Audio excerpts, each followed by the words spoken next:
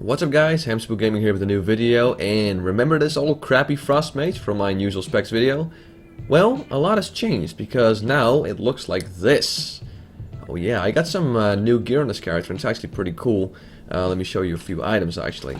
The main showpiece obviously being the Gladiator's War Staff with 40 spell damage, and then you got Spalders of the Torn Heart, Mage Collar of the Firestorm with the Shatar enchant and a few other things.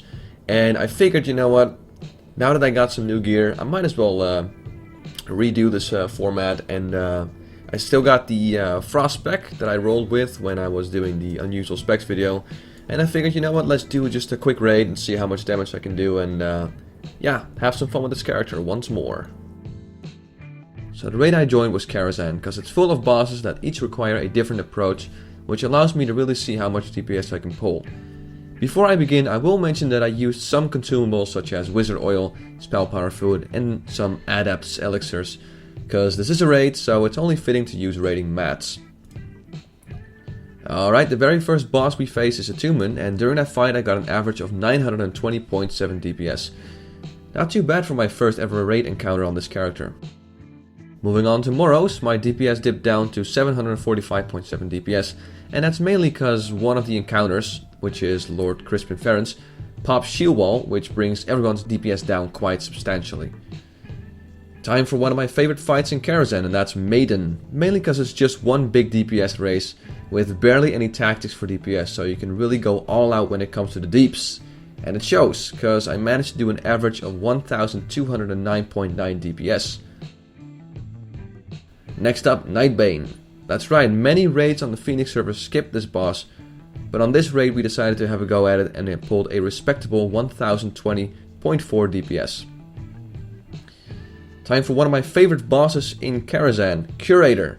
And yes, it's because of the evocation mechanic that allows your character to land some pretty insane damage. And to no one's surprise, I got the highest DPS so far, which is 1507.9 DPS.